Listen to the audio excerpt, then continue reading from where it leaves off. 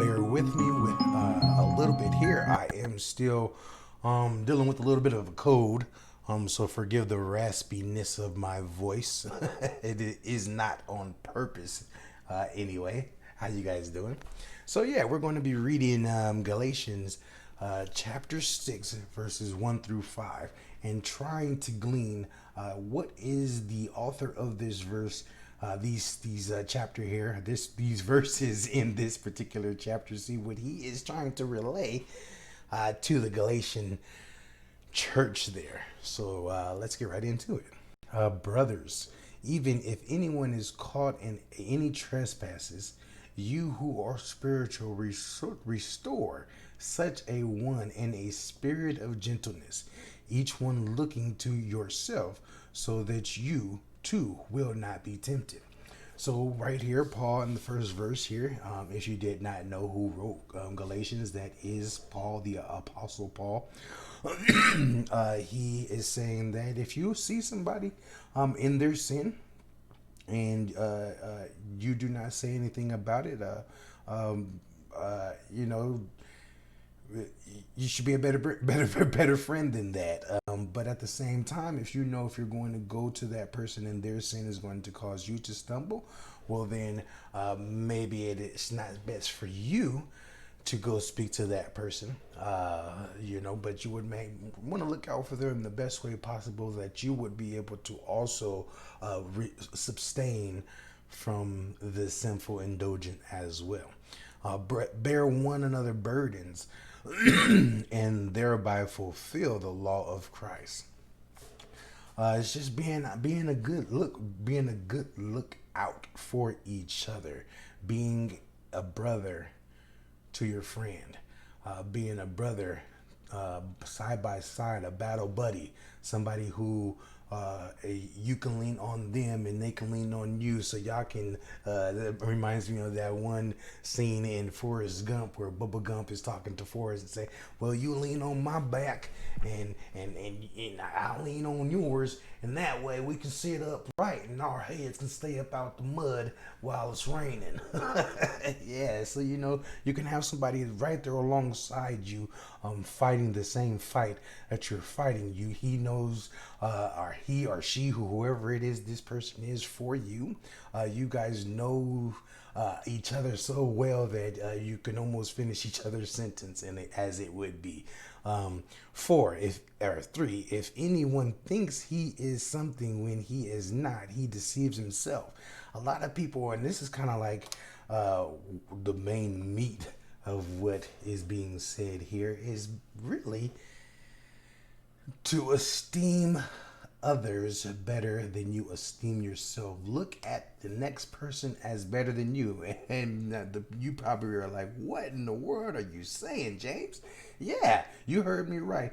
Think about the next person is better than you. But wait a minute. But I know I'm the best. I got the best 3-pointer. I got the best dunk. I'm the fastest on the court. I speak so many of these type of languages. I speak 5 languages. I've been in service to the military for this amount of years. What? But in all of that, how much is God getting the glory in your life? Yeah, you might have accomplished many things in your life. You might have done a great, many of the successes. But what is God? Where is God in your life? Where does He stand? Where is His priority? How much of Him dwells within you? If you are always looking at yourself to pat yourself on the back and get the attaboys, you have the wrong motivations for what you do. The motivations for what you do shouldn't be about you. It should be about the next person. That's hard in this day and age, and I know it is, because the world teaches pride. The world teaches that you, or that I, me, the individual, you are a god. And because you are a God, you have no reason to treat anybody else any different. You have no reason to treat a person like they're a human, because you are God. How silly does that sound, folks, when you really start to think about it? 4. But each one must examine his own work, and when he will have reason for boast in regard for himself, and not in regard to any other. If you are boasting, if you make sure that you are accomplishing the work of your own volition, and you are not trying to take the valor or the credit from anybody else who has put in the work, he's kind of saying, well, if you're going to be prideful, well, this is, make sure that it is you actually, putting in the effort in the work of all that you are doing. And if you're not, don't hate on the person that is.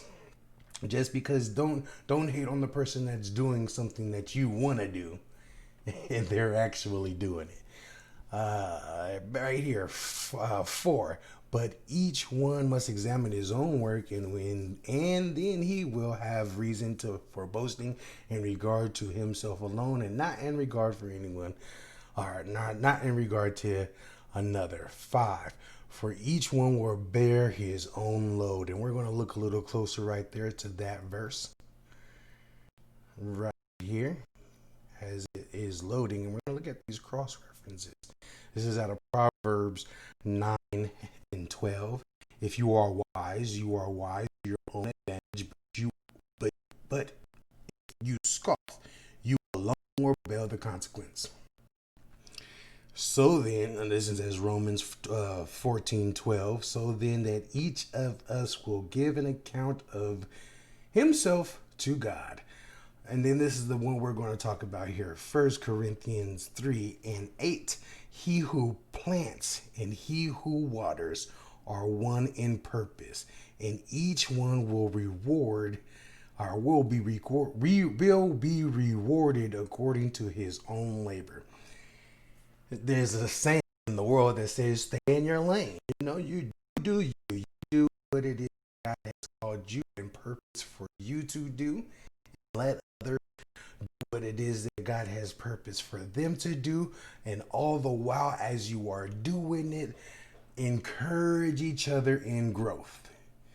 Not in trying to one up each other, or oh, I did this better, or that. I mean, healthy competition is good, but when it comes into the place of pride, and that what it is that you are accomplishing gets more glory than the God who put it into your mind to do, that's when we fall into a bad area. But there is a such thing as having healthy self-esteem. We've learned that here. It's the such thing as thinking of others is better than you. Hopefully that this is an eye-opener for you. If it has not, you've already learned it. We'll go ahead and hit that like button, dislike button, leave a comment below stating what it is I might have missed, because I'm not proclaiming to know it all. I'm not a pastor. I don't have a congregation as an individual. Kind of speaks to me off and on. Tells me about how's my congregation doing. Not your brother. I don't have a congregation. But anyway, that's either here nor there. But I want you guys to be blessed. Enjoy the rest of your week. This is Thursday. I will put this out today as well. As I will always begin to say, I go off and on, but I'm going to start saying it every single time. I love you, the Lord. So again, you guys be blessed and have an awesome